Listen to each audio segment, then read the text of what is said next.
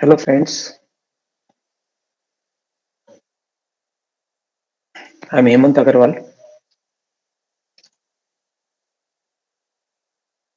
host and coordinator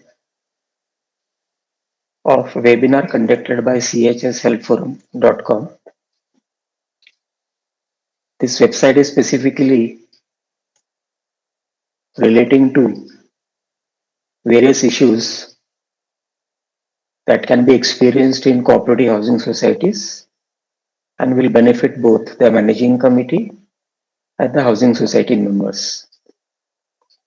It has very simple language articles, draft of applications, our earlier webinar videos, and more will be added as and when time is available. This knowledge and experience sharing webinar is conducted in very simple, ordinary, non-technical and non-legal language and can be easily understood by all our friends. Today's topic is using society funds by MC Managing Committee for personal legal matters, whether it is prohibited, whether it is illegal, and whether it is an offense. We will discuss that today.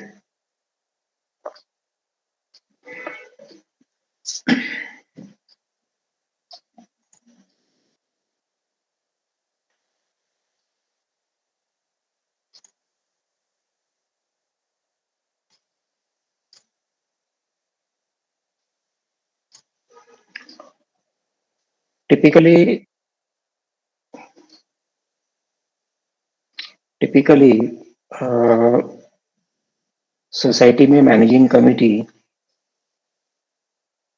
is a governing and administrative authority.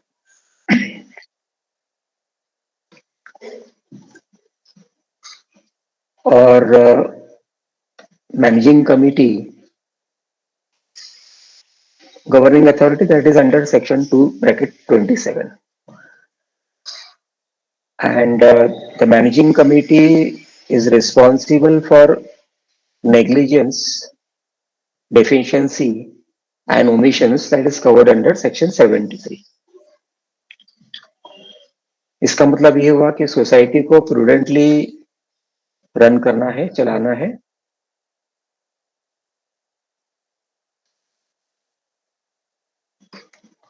और कानून व्यवस्था के अंदर में चलाना, that is within the framework of MCS act, rules, bylaws, and also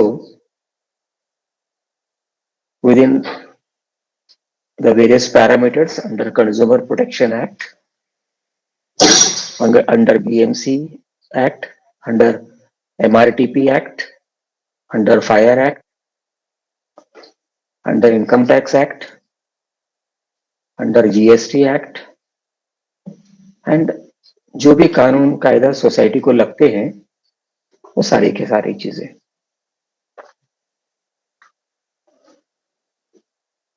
act में ये लिखा हुआ है कि मैनेजिंग कमेटी के ऊपर जो प्राइवेट केसेस हैं उसके ऊपर का लीगल खर्चा जो भी होता है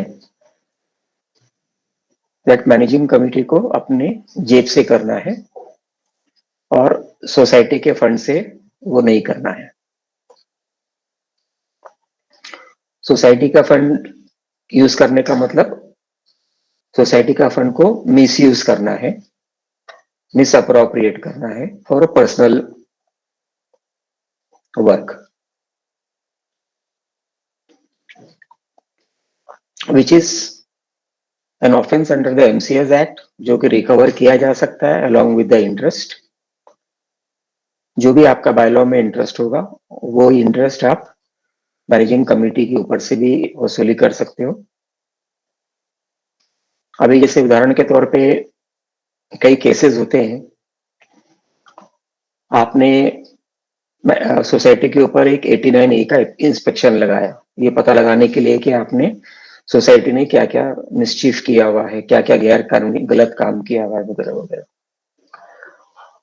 89A का इंस्पेक्शन का जो फीस होगा, वो सोसाइटी को भरना है। लेकिन अगर ये प्रूव हो गया कि भाई ये गलत तरीके से सोसाइटी चल रही है, तो वो फीस मैनेजिंग कमिटी के जेब से जाएगा। सेम टू सेम जब मैनेजिंग कमिटी के विरुद्ध में 89A के इंस्पेक्शन की रिपोर्ट के आधार पे कोई कार्यवाही होती है, जैसे कि उदाहरण के तौर पे 83 की कार्यवाही हो सकती है, जिसमें इंक्वायरी होती है सोसाइटी के विरुद्ध में कि मैनेजिंग कमिटी ने क्या-क्या गैर कानूनी काम किया हुआ है, क्या-क्या गैर फंडिंग यूज किया हुआ है, बगैर परमिशन के खर्चा कर दिया हुआ है, गलत वाउचर लगाया हुआ है, बिल्स नहीं है, वगैरह वगैरह। तो 83 के इंस्पेक्शन इंक्वायरी के बाद में 88 का लायबिलिटी फिक्सिंग इंक्वायरी होती है।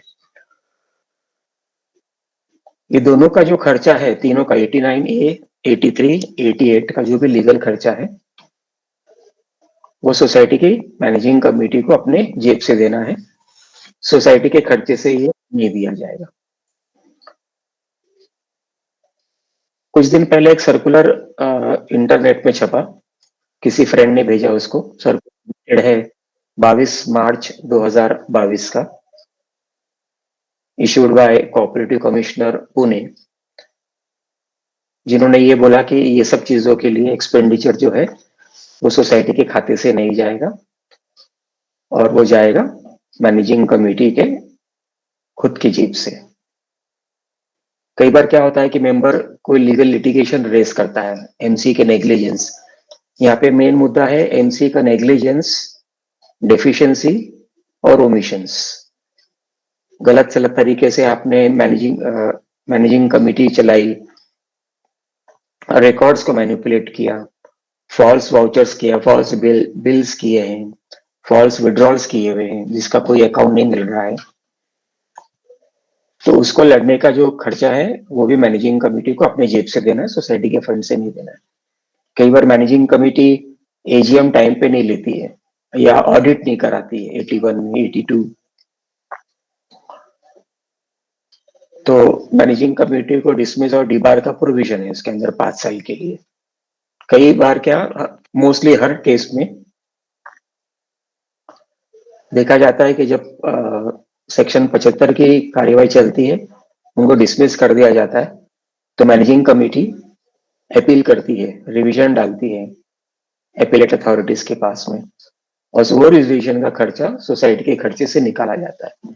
कभी कभी जनरल बॉडी का परमिशन लिया भी जाता है ये खर्चा करने के लिए, पर ऐसे परमिशन लेना या न लेना कोई माने नहीं है, वो परमिशन लेना भी गैर कानूनी है।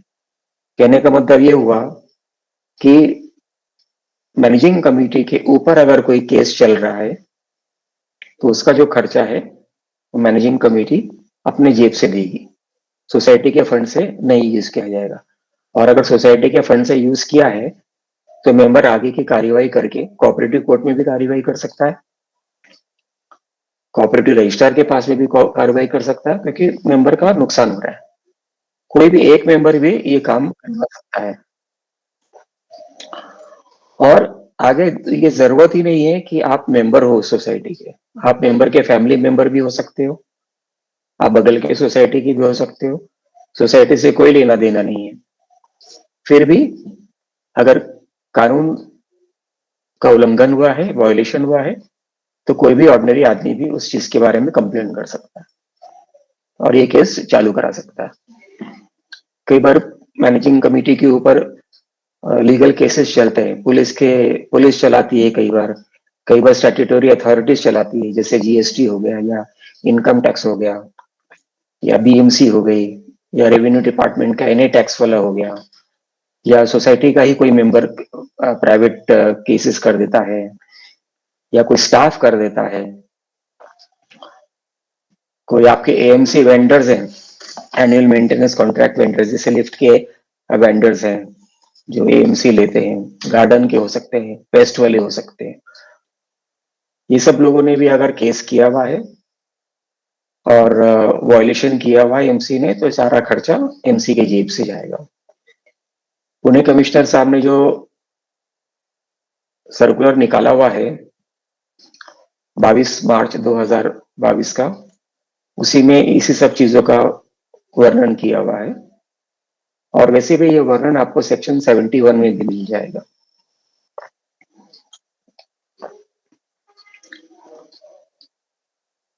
कई बार सोसाइटी मैनेजिंग कमिटी किसी मेंबर को फॉल्स अकाउंट हेड्स में अमाउंट जोड़ देती है और रिकवरी प्रोसीडिंग फाइल करती है। ऐसे जब रिकवरी प्रोसीडिंग फेल हो जाती है इस कारण से, और कोऑपरेटिव रजिस्ट्रार ये रिमार्क लगा देता है कि ये जो 4 हेड ऑफ अकाउंट है ये गैर कानूनी है, ये इनको गलत लगाया हुआ है, तो उस रिकवरी प्रोसीडिंग का जो लीगल फीस खर्चा हुआ है, लीगल कॉस्ट खर्चा हुआ है, कोर्ट फी वगैरह, तो मैनेजिंग कमेटी को अपनी जेब से भरना होगा। कई बार मैनेजिंग कमेटी अपने नेग्लिजेंस, अपने डेफिशिएंसी, अपने ओमिशन से मेंबर के मेंबरशिप ट्रांसफर्स भी रोक देते हैं। कई महीने तक चलता रहता है बगैर कारण के। अगर कोई कारण जस्टिफाइड नहीं है, अगर समझो मानो उदाहरण के तौर पे उसने फीस नहीं दिया, मेंबरशिप फीस नहीं दिया, तो बात अलग है। लेकिन अगर बेकारण से उसका मेंबरशिप का ट्रांसफर रोका गया हुआ है और उस पर मेंबर ने अगर केस फाइल किया है, तो मैनेजिंग कमेटी को अपनी जेब से वो केस लड़ना है और सोसाइटी के फंड्स को रियम्बर्स करना है उसके अंदर। सेम टू सेम एप्लीकेबल है फॉल्स ऑडिट्स वगैरह की।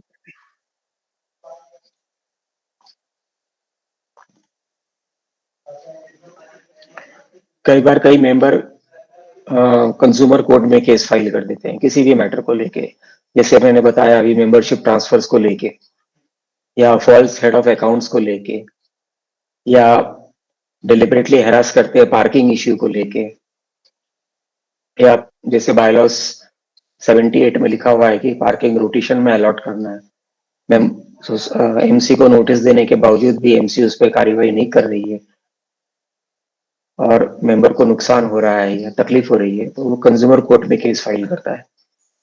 तो कंज्यूमर कोर्ट में ऐसे सूरत में जब केस फाइल किया जाता है, तो लड़ेगा तो वो सोसाइटी के पैसे से, लेकिन उसका जो फीस है, because it was due to managing committee's negligence and omissions, तो उसका फीस जो है वो मैनेजिंग कमेटी को अपने खुद के जेब से देना है। कई बार सिविल केसेस फाइल कर दिए जाते हैं डिफेमेशन वगैरह के, क्रिमिनल कोर्ट में भी फाइल कर दिए जाते हैं केस। डिफेमेशन का क्रिमिनल होता है, कई बार मारपीट का हो जाता है, कई बार डराने धमकाने का हो जाता है, इंटिमिडेशन वगैरह हो गया, या फॉल्स रिकवरी अमाउंट्स जानबूझ के ले रहे हैं कि भाई हम ज्यादा प्रीमियम मांगेंगे आपसे मेंबरशिप के ट्रांसफर वगैरह की वजह से। तो ऐसी बहुत सी सारी चीजें हैं, केसेस जो हैं वो फॉल्स अगर प्रूव हो जाता है, तो सारे केसेस के जो फीस है वो सोसाइटी के खाते से नहीं लिए खर्चे किए जा सकेंगे, मैनेजिंग कमेटी को वो खुद से करना है।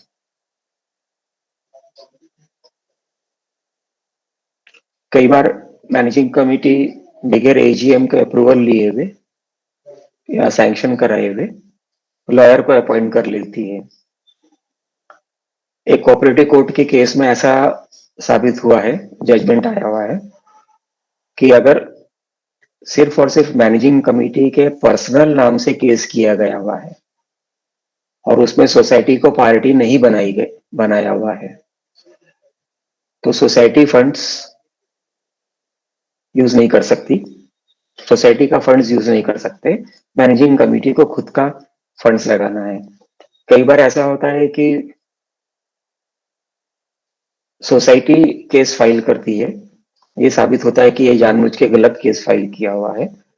कई बार मेंबर्स फाइल करते हैं केस मैनेजिंग कमेटी के ऊपर, सिर्फ पर्सनल नाम पे करते हैं, जिसे क्रिमिनल कोर्ट्स में तो पर्सनल नाम पे केसेस होते हैं वहां पे, और सोसाइटी को पार्टी नहीं बनाया जाता है। तो ऐसे केसेस में जो लीगल फीस है वो मैनेजिंग कमेटी को अपने जेब से देना है वो ये नहीं कह पाएंगे कि ये केस तो सोसाइटी के चेयरमैन के ऊपर किया हुआ है या सेक्रेटरी के ऊपर किया हुआ है वगैरह वगैरह. तो any case done in the name of Anil Sharma bracket chairman, expenditure for defending Anil Sharma will be borne by Anil Sharma itself and not by the society. However, जैसे कंज्यूमर कोर्ट में जब case file किया जाता है तो पहली party society को बनाया जाता है, जैसे ABC CHS लिमिटेड, और सेकंड पार्टी बनाया जाता है सोसाइटी के सेक्रेटरी को. This is the format that the law requires. और उस केस में अगर कंज्यूमर कोर्ट कॉस्ट्स अवॉर्ड करती है या डेफिशिएंसी या डैमेजेस अवॉर्ड करती है, तो depending on the type of case या depending on the merit of the case, costs जो है वो मैनेजिंग कमेटी को खुद के जेब से देना है या सोसाइटी को देना है.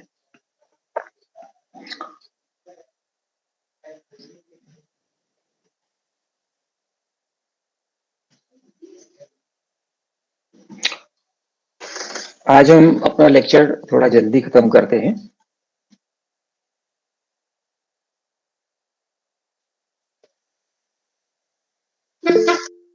और आज का वेबिनार भी हम थोड़ा जल्दी खत्म करेंगे. नॉट दैट बिकॉज कि आज न्यू ईयर लास्ट है, न्यू ईयर एंड हो रहा है, काफी मेंबरों के रिक्वेस्ट आए हैं इसके लिए.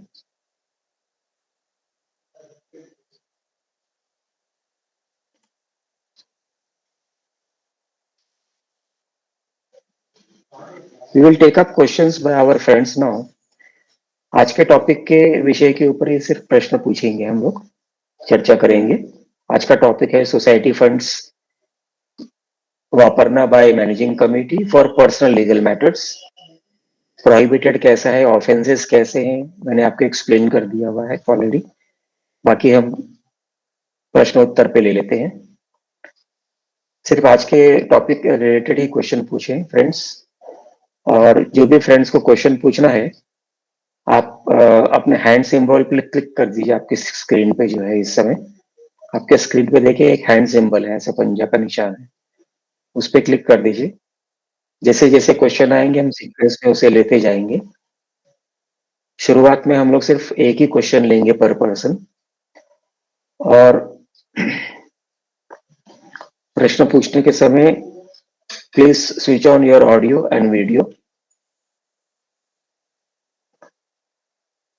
For your information, this webinar does not provide any type of consultation or solutions to your personal problems.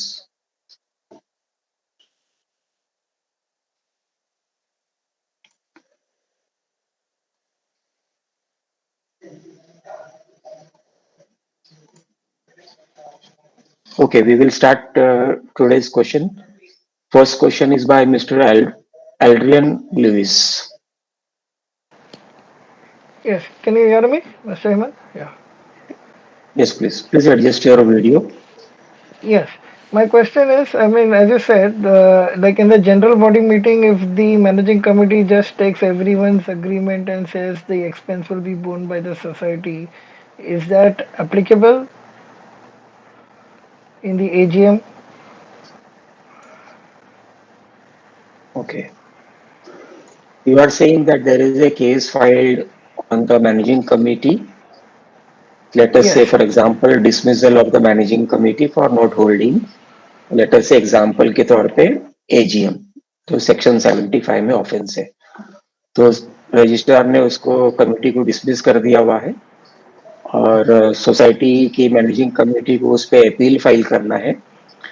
इसके लिए वो जनरल बॉडी के पास में गई और जनरल बॉडी से परमिशन लिया कि भाई हमको डिफेंड करने के लिए, मुझे पर्सनली डिफेंड करने के, मैं सोसाइटी का पैसा यूज करूंगा. और आपका प्रश्न ये है कि क्या जनरल बॉडी ने ये अगर सैंक्शन कर दिया तो क्या ये फाइनल होगा? Yes, that's correct. Okay. So any resolution which is illegal, any resolution which is going to benefit any single managing committee individual or a group of managing committee individuals, that resolution itself is null and void, even if it is passed in the general body. There are several court judgments also which states कि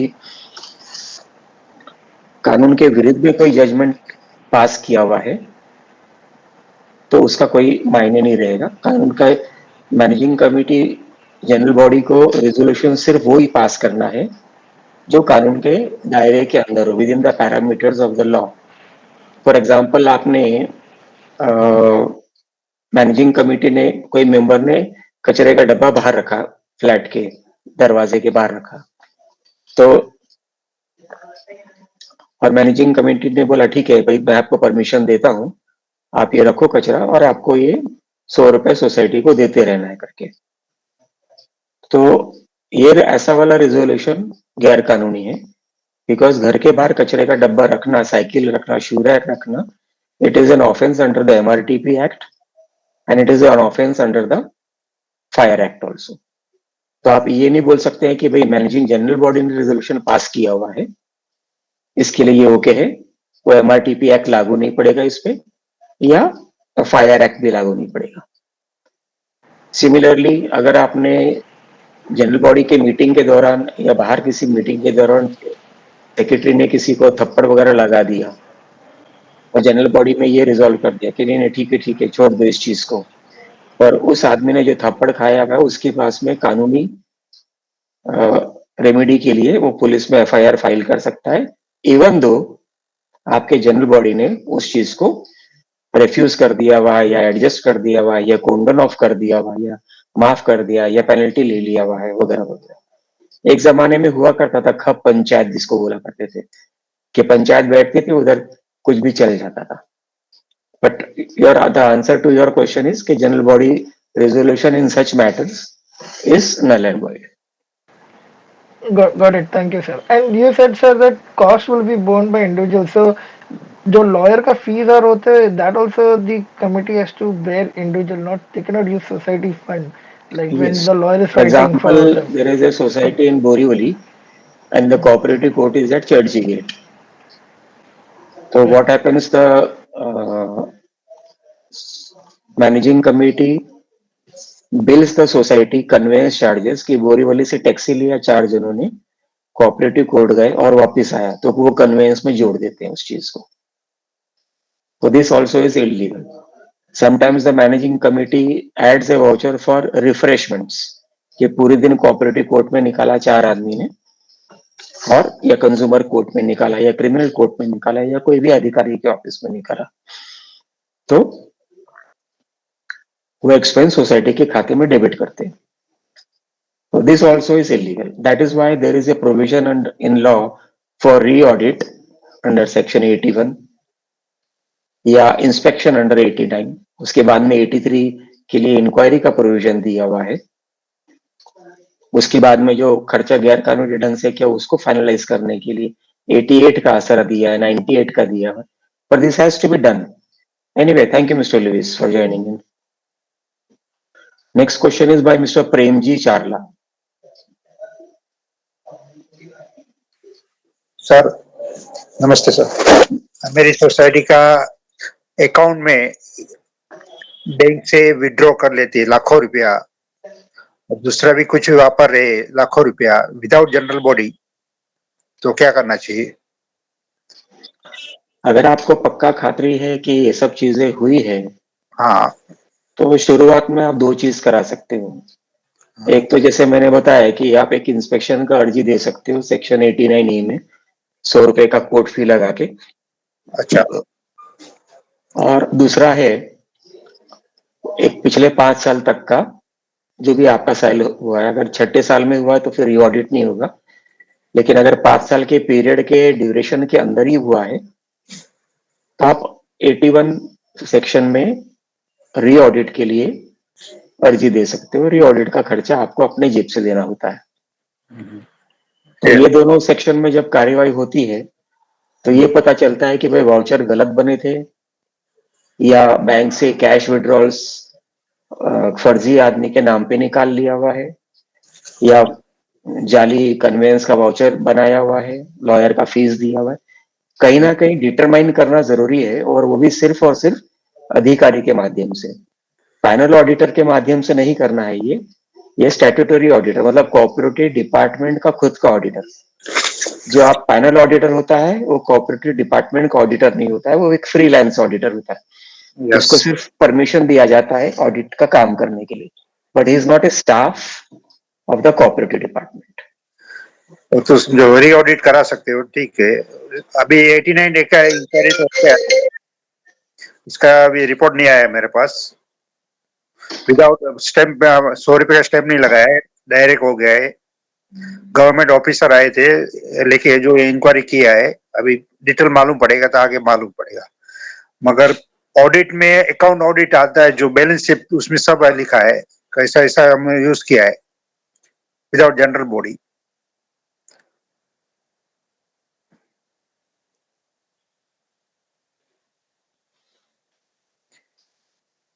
हाँ audit Prem ji साहब, थोड़ा सा री word करिए आपका प्रश्न को, मुझे डिफिकल्टी हुई समझने में। ऑडिट कराना अलग बात है। 89 एक की इंक्वायरी हो गई है, उसमें 100 रुपए का स्टैम्प पेपर नहीं लगाया है, कुछ नहीं, कोर्ट फी नहीं लगाया है, ऐसे डायरेक्ट हो गया है। गवर्नमेंट ऑफिसर आया था सोसाइटी में, जो कुछ करके गया है, उसका रिपोर्ट डेप्यूटी रजिस्ट्रार से नहीं आया, और विदाउट जनरल बॉडी से बैलेंस शीट में पूरा बता रहा है कि ऐसा ऐसा हम लोग खर्चा किया है। ओके जो कुछ विड्रॉ किया है बैंक से, सब एफडी सब तोड़ा, सब कुछ। Okay okay. ओके। तो उसके बारे में आपका क्या है सजेशन? आपने 89 ए का इंस्पेक्शन करवाया है, यस। उसका रिपोर्ट आने दीजिए, उसको फॉलो अप करिए, देखिए क्या आता है उसके अंदर। ओके। अगर वो 89 ए में ये बोल दिया जाता है कि ये अकाउंट्स में मिस्टेक किया हुआ है, ओके। तो आप रजिस्ट्रार को बोलिए कि आप अपना डिस्क्रिप्शन यूज करके अपने खुद के पैसे से या सोसाइटी के पैसे से री ऑडिट करवाए, ये उसके पास अधिकार है। और अगर आप ये बोलोगे कि मैं अपने खुद के पैसे से री ऑडिट करवाना चाहता हूँ, तो वो आप वो भी करा सकते हो। छोटा सा प्रोसेस है, अर्जी डालिए, जो भी अर्जी डालोगे 100 रुपए का कोर्ट फीस लगाना कंपलसरी है। आपका अगर साधारण कंप्लेंट देते हो तो उस पे जरूरी नहीं है, कई बार रजिस्ट्रार कार्यवाही कर देता है साधारण कंप्लेंट पे, ओके। पर कानूनी तौर पे रूल्स के एमसीएस रूल्स के हिसाब से अर्जी पे 100 रुपए का कोर्ट फी लगाना कंपलसरी है। अच्छा। तो आप ये वेट करिए, आने के बाद में डिटरमाइन करिए कि क्या हुआ है हकीकत में। 89 वाला बोलता है क्या कि हुआ है या नहीं हुआ, या सिर्फ मेंबर की कल्पना है उस चीज के कि वैसा ऐसा हो गया करके। सही है। कानूनी कागजात लगेंगे उस चीज को।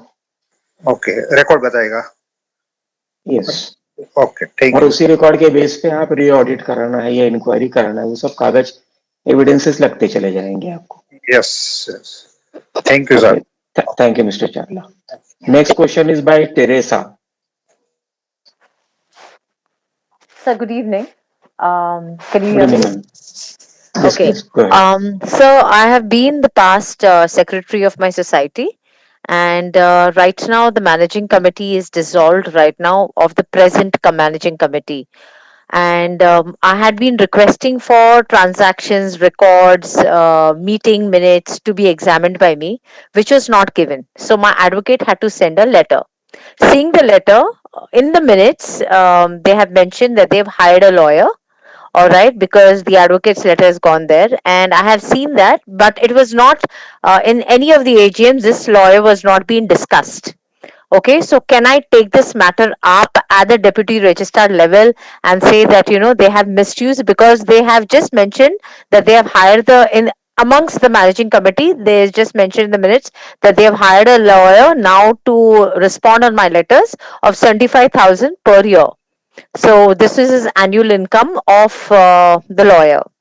Okay, so can I raise this up, and how do I raise this up? You can put up an ordinary complaint by giving necessary evidence कि they have passed so and so minutes Okay, for appointment of a lawyer. Or all if you right. do not have the evidence, then you can move an application under section 89A Hmm. stating this particular fact in keywords not an essay. History Okay. नहीं बताना है उसके अंदर, only the keynotes. कि so and so thing has happened, they've engaged a lawyer and Okay. at the cost of the society, and Mm-hmm. inspection may be done. Third is if you have a copy of that MC minutes, Yes, I then do. you can file a dispute to quash that particular MC resolution in the cooperative court Okay. with the directions to refund the money used Okay. for their private purposes. And Sure. these are the three ways you can do it. All right. Okay, sir. All right. Thank you, Mr. Thank you. Teresa, for Thank you. joining in. Thank you. Thank you. Next question is by Ravi Shetty. Hello, good evening. Good evening, sir. मेरे को ये पूछना था कि ये कितना पुराना, 10 साल पुराना भी हम लोग ये मैटर रेस कर सकते हैं जब मिस अप्रोप्रिएट फंड यूज किया हुआ है कमिटीज ने? 10 साल पुराना मैटर है, प्रॉपर एविडेंस है, तो आप हाँ, उसे क्रिमिनल कोर्ट में फाइल कर सकते हो। और अच्छा। अगर कोऑपरेटिव रजिस्ट्रार के पास में कोई कार्यवाही करवाना चाहते हो आप, तो उनका डिपार्टमेंट का रूल के हिसाब से सिर्फ पिछले 5 साल तक का ही कार्यवाही करवा सकते हो आप। Okay, okay, thank you. Thank you. Next question is by mister Bala Saheb Pawar. नमस्कार सर। नमस्कार सर। सर मेरे को यहाँ पे क्वेश्चन पूछने का है, क्योंकि हम लोग का सोसाइटी में प्रीवियस कमेटी ने जो फंड है ना वो मिसयूज किया हुआ है, और हम लोग ने 2014-15 का रीऑडिट एजीएम में ही पास कर दिया था, और उसका इंक्वायरी भी हो चुका है। डिस्ट्रिक्ट लेवल रजिस्ट्रार के पास से ऑडिटर आया था, पैनल ऑडिटर आया था उन लोग का ही, वो लोग ने रीऑडिट रिपोर्ट बना के सबमिट भी किया है। वो बेस पे वसई रजिस्ट्रार ने एक ऑर्डर भी निकाला था कि ये पर्टिकुलर जो मेंबर है, कमेटी मेंबर, उन लोग को तुम लोग पैनलाइज करो, और जो भी अमाउंट हुआ है ना उन लोग से, जितना मेंबर है उन लोग से कलेक्ट करो। लेकिन वो ऑर्डर पे तो दिया है कि पैसा रिकलेक्ट करने का है मेंबर से, लेकिन ऐसा डायरेक्टली अगर जाएंगे तो फिर झगड़े का कारण हो सकता है सोसाइटी में कि डायरेक्टली हम लोग कैसे मतलब पैसा। तो वापस हम लोगों ने वसई रजिस्ट्रार के पास जाके अप्रोच करके वहां से वापस हम लोगों ने ऑर्डर अपना 88 अभी निकाला है। तो वो बेस पे जो रिटायर्ड रजिस्ट्रार है उसका इंक्वायरी चल रही है अभी। उसने दो हेयरिंग लिया हुआ है ऑलरेडी, तीसरा हेयरिंग अभी आना बाकी है। तो ऐसा अभी हम लोग को फील हो रहा है कि जो अभी जो हेयरिंग कर रहा है रीऑडिट, वो जो हेयरिंग ले रहा है अभी, उसके ऊपर भी उन लोग दबाव डाल के डाला हुआ है, और वो हिसाब से वो जो रिटायर्ड रजिस्ट्रार जो इंक्वायरी कर रहा है ना वो एक्ट कर रहा है। मतलब उन लोग के हिसाब से वो जैसा बोल रहा है ना वैसा वो ट्रीट कर रहा है। अभी फॉर एग्जांपल मैं बताता हूँ कि मीटिंग के पहले हम लोगों ने वो रिटायर्ड रजिस्ट्रार को कॉल किया था, जो इंक्वायरी करने वाला है उसको कॉल किया था कि सर हम लोग भी आए क्या मीटिंग में। तो वो टाइम पे उसने बोला कि हाँ ठीक है तुम लोग भी आ सकते हो। वहां पे जाने के बाद, मीटिंग चालू होने के बाद, सामने वाला पार्टी ने ऑब्जेक्शन लिया कि ये अभी कमिटी मेंबर नहीं है तो ये लोग कैसे मीटिंग हेयरिंग अटेंड कर सकते हैं। तो उसका ही वर्ड पकड़ के वो रजिस्ट्रार वाला बोलता है हाँ ठीक है नेक्स्ट टाइम अभी तुम लोग आएगा तो तुम लोग एक लेटर बना के लेटर बना के आपको लेके आना पड़ेगा।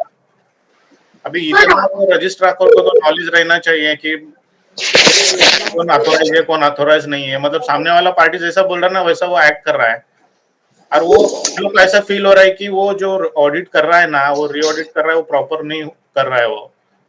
तो ये बेस पे हम लोग ये मैटर को कैसे आगे तक लेके जा सकता है, क्योंकि ये मेरे को अभी हम लोग को ऐसा फील हो रहा है कि ये वो अंदर ही अंदर वो रजिस्ट्रार के अंदर ये मैटर को गोलमाल करके क्लोज करने के पीछे है, ऐसा अभी हम लोग को फील हो रहा है। वो ये अमाउंट नेचुरल है वो registrar total amount office 31 lakh का कुछ मिस, वो जो रिपोर्ट में दिया हुआ है ऑलरेडी 31 लाख का मिस यूज हुआ करके।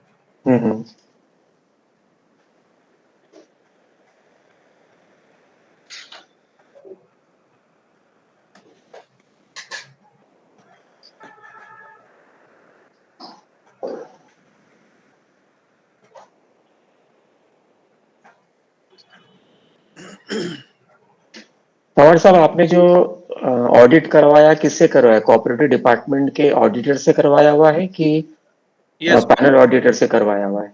कोऑपरेटिव जो पालघर का ऑडिटर है वहां से वो लोग आए थे, ऑडिटिंग डिपार्टमेंट से। सेक्शन 81 के अंडर में करवाया आपने? कलम 81 के 81 के अंदर में करवाया आपने?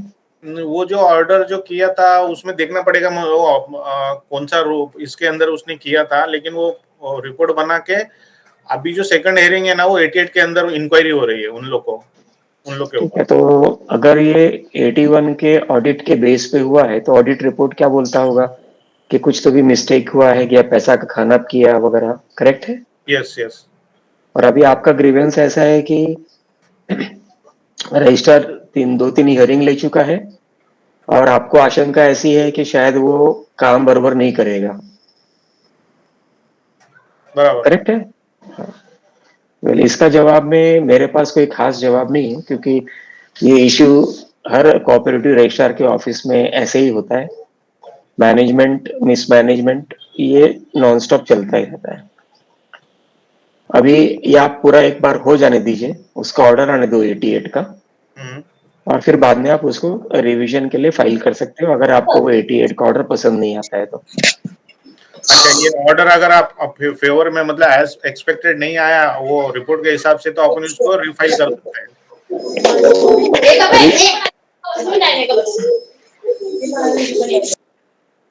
ओके, आप ऑर्डर के अगेंस्ट में रिवीजन फाइल कर सकते हो ओके। बिफोर द, जैसे अगर बॉम्बे में हो तो डिविजनल ज्वाइंट रजिस्ट्रार के पास में सुनवाने के लिए कि भाई ये काम ठीक से नहीं हुआ है, ये एविडेंस ऐसा है, और डेप्यूटी रजिस्ट्रार ने ऑर्डर बरोबर नहीं निकला हुआ है, वगैरह वगैरह करके। आपके पास सारी रिपोर्ट है और आपका एक प्राइवेट चार्टर्ड अकाउंटेंट जो इंस्टीट्यूट में जज है उसका आप रिपोर्ट ले सकते हो कि भाई ये मेरे हिसाब से ये सारी चीजें सही है और मैनेजिंग कमेटी ने मिस अप्रोप्रिएशन किया हुआ है यही एविडेंस के बेस पे, तो आप प्राइवेट क्रिमिनल कंप्लेंट भी फाइल कर सकते हो लोकल मजिस्ट्रेट कोर्ट में। मजिस्ट्रेट कोर्ट में या जज कोर्ट में क्रिमिनल कंप्लेंट फाइल करने में आपको ये रहेगा कि आप प्राइवेट क्रिमिनल कंप्लेंट करने में कि आप उसको खुद ही लीड कर पाओगे, मैटर को खुद ही चला पाओगे। पुलिस नहीं चलाएगी, कोऑपरेटिव रजिस्ट्रार नहीं चलाएगा, वो खुद भी चला सकता है उस चीज को।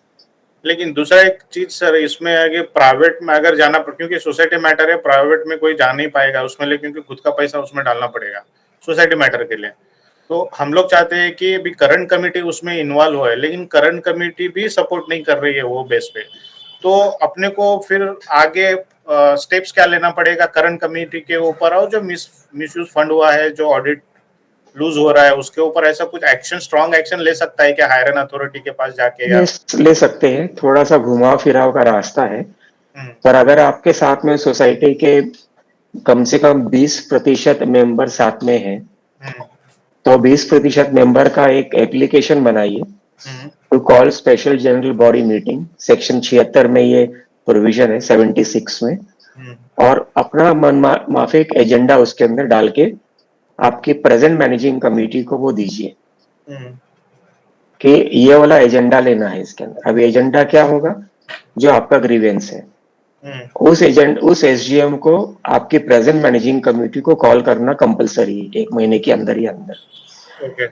अगर वो नहीं करती है तो वो 5 साल के लिए डिसमिस किया जा सकता है। हमारा एक पुराना वेबिनार है जिसमें हमने ये चीज कवर किया है 76 में कैसे एसजीएम कॉल करने के लिए जनरल बॉडी के 20% लोगों ने एप्लीकेशन दिया था, मैनेजिंग कमेटी ने उसको नहीं माना और फिर वो आदमी रजिस्ट्रार के पास से उन लोग का डिसमिसल का ऑर्डर लेकर आया। तो डिसमिसल ऑर्डर कौन सा एक्ट के अंदर उन लोग को मतलब दे सकता है अपन? हाँ, और एसजीएम में अगर एसजीएम कॉल कर ली आपके मैनेजिंग कमेटी ने तो आप उस कमेटी में मेजॉरिटी रेजोल्यूशन पास करके आप जो बोल रहे हो वो आप फाइनलाइज करो by providing sanctioning expenditure from the society. थोड़ा टेक्निकल है, घुमाव फिराव हो जाता है, लेकिन पॉसिबल है ये चीज। Anyway, thank you mister Pawar for joining. Thank you sir. Next question is by mister Murtaza. Mr. Murtaza. Yes, good evening, sir.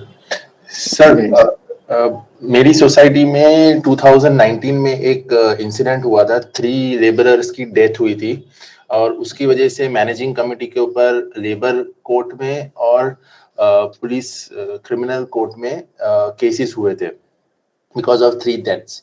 अभी ये एसटीपी प्लांट के अंदर ये डेथ्स हुई थी, सीवेज ट्रीटमेंट प्लांट, और मैनेजिंग कमेटी ने 2019 में एक एजीएम बुला के इसमें जो भी एक्सपेंसेस हुए, लीगल एक्सपेंसेस और to bail out the office bearers of the society, वो एक्सपेंसेस को वो लोग ने ऑथराइज करा लिया और कम से कम 12 से 15 लाख रुपया सोसाइटी का फंड्स यूज किया है for these kind of to bail them out in these cases. The cases are still going on.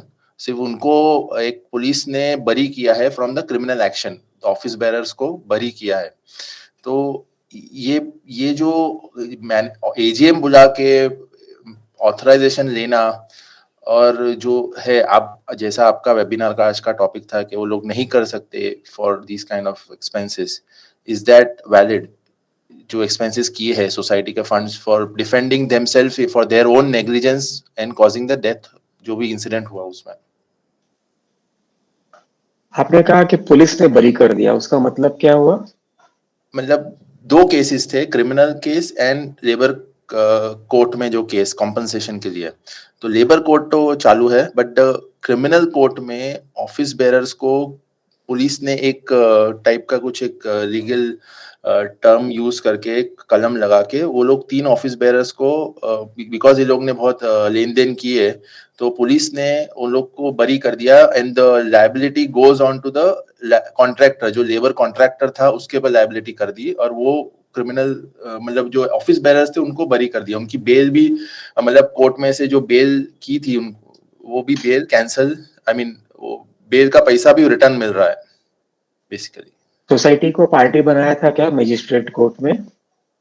हाँ, कोर्ट में पार्टी बनाया था in terms of chairman, secretary and treasurer, 3 office bearers. My question is, society का नाम उस court के case में दर्ज था क्या? हाँ था।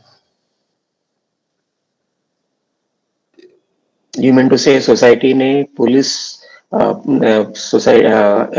ने सोसाइटी के नाम पे एफआईआर फाइल करके केस फाइल किया होगा? Yes, ऐसा कह रहे हैं आप? yes. अगर सोसाइटी का नाम उस केस में दर्ज था, हाँ, तो आप जनरल बॉडी से परमिशन लेके आप फाइल कर सकते हो। लेकिन सोसाइटी का नाम, जैसे उदाहरण के तौर पे 3 मैनेजिंग कमेटी है okay, और एक सोसाइटी, तो 4 जन पार्टी बनी उस क्रिमिनल केस में मजिस्ट्रेट कोर्ट में। okay, अगर पोजीशन ये है और आपने 100 रुपया खर्चा किया, okay, तो सोसाइटी का खर्चा हुआ 25 रुपीज, है ना? अच्छा। और बाकी जो खर्चा हुआ, टोटल मानो 100 रुपया खर्चा किया क्रिमिनल केस में, okay, जिसमें सोसाइटी भी पार्टी दर्ज है, अच्छा, कंप्लेंट okay, किया because गया। of 4 defendants, okay, समझ गया, okay, ठीक है ना? तो टोटल 100 रुपया खर्चा किया उदाहरण के तौर पे, right, तो सोसाइटी के बिहाफ में कितना खर्चा हुआ? 25 रुपया। okay, तो 25 रुपया तो सोसाइटी के खाते से जाएगा, okay, बाकी जो 75 रुपया है वो क्योंकि उनका इंडिविजुअल नाम पे है, वो उनके इंडिविजुअल जेब से उनको भरना पड़ेगा डिफेंड करने के लिए, भले वो चेयरमैन, सेक्रेटरी या महाराजा ही क्यों ना हो सोसाइटी में। okay. बट जो रेजोल्यूशन पास किया है 2019 एजीएम में, उसकी क्या वैलिडिटी है? उसको कैसे उस बेसिस पे ही उन्होंने सब चलाया है? आपको रेजोल्यूशन को कोऑपरेटिव कोर्ट में डिस्प्यूट डाल दी है सेक्शन 91 में, उसको चैलेंज करके वो रेजोल्यूशन को नल एंड वॉइड डिक्लेयर करा दीजिए। अच्छा, अगर आपको अमाउंट पता है या कुछ वाउचर वगैरह है या रेजोल्यूशन पास किया होगा आपने अगर जीबी में, तो वो अमाउंट भी दर्ज किया होगा रेजोल्यूशन में, तो आप डायरेक्शन सीख कर सकते हो, तो quash that resolution, set aside करवाओ उसको, ओके, और जो खर्चा किया हुआ है डायरेक्शंस लो कि भाई इनको डायरेक्ट किया जाए कि ये सोसाइटी को पैसा रिफंड करे इंटरेस्ट के साथ में। ये आपको इजीली कोऑपरेटिव कोर्ट से ऑर्डर मिल जाएगा। Okay, okay. बेसिकली पहले वो लोग ने एक ब्लैंकेट अप्रूवल लिया था from AGM to defend the case, और फिर in after 1 year in 2020 12 lakh का लीगल एक्सपेंसेस करके बैलेंस शीट में ये अमाउंट्स डाले हैं एसटीपी केस के। आपके पास एविडेंस है तो कोऑपरेटिव कोर्ट चले जाइए। 1 साल से लगभग 3 साल के बीच में ये केस डिस्पोज ऑफ होने को वक्त लग जाता है, ओके लेकिन वहां पे ये काम आपका पक्का हो जाएगा। और साइमल्टेनियसली आप मजिस्ट्रेट कोर्ट में फ्रेश केस फाइल कर सकते हो इसी को आधार लेके, okay as a individual member और a managing committee, as a individual member. Not required as a managing committee. कोई भी एक्शन ऐसा मैनेजिंग कमिटी की तरफ से? आप एग्रीव्ड हो ना, आप सोसाइटी के मेंबर हो, ओके आपका पैसा खर्चा कर दिया सोसाइटी में, भले जनरल बॉडी का जो बोलते हैं ना कि दादागिरी या ब्रूट मेजोरिटी को लेके, यस तो ये जरूरी नहीं है कि आपको मानने ही हो। आप अगर उसमें कमेटी में हाजिर रहे हो, ऑब्जेक्शन नहीं भी लिया है आपने अगर, तो भी आपका पैसा सोसाइटी यूज कर ही नहीं सकती, वो कानूनी नहीं है वैसा वाला। Okay okay. Anyway, thank you mister Murtaza. एक सेकंड क्वेश्चन है अबाउट द इंश्योरेंसेस। अभी जो न्यू मैनेजिंग कमिटी है उसने ये केसेस ना हो या केसेस के जो एक्सपेंसेस हो उसको कवर करने के लिए 1.5 लाख का इंश्योरेंस भी ले लिया है, 1.5 लाख प्रीमियम पे करके। How valid is that? कौन सा इंश्योरेंस लिया हुआ है? पर्सनल लायबिलिटी का? यस, पर्सनल लायबिलिटी का। तो पर्सनल लायबिलिटी का मेरे जेब से पैसा मैं क्यों भरूं सर जी?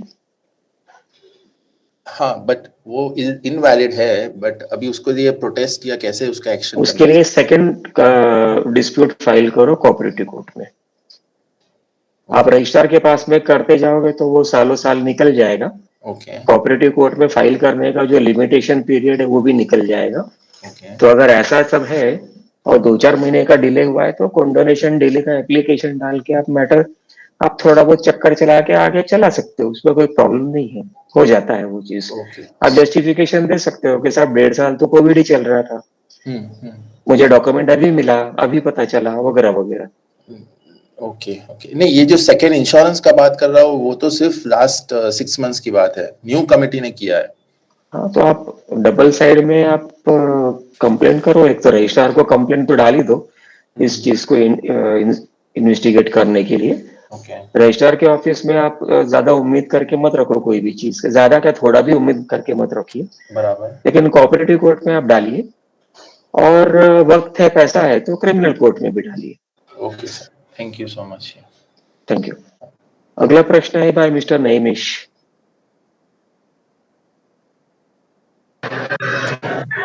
Good evening sir. नमस्कार सर। गुड इवनिंग सर, बोलिए। Can you hear me? Yes yes, please go ahead. हाँ, मेरा केस 89A पे मैंने अप्लाई किया था। मैंने आपसे डिस्कस भी किया था उस बारे में। तो 89A में इंक्वायरी हुई, रजिस्ट्रार के थ्रू ऑफिसर आया और ऑफिसर ने सारा वियोलेशन लिखा हुआ है उसमें। मोबाइल टावर का सबसे बड़ा वियोलेशन है 1,60,00,000 का, और 60 लाख का जो है वो स्ट्रक्चरल का है। उसके अलावा जे जो भी bank of books of account और ये रजिस्टर्स वगैरह सब में वो फेल है, इंक्लूडिंग ऑडिट।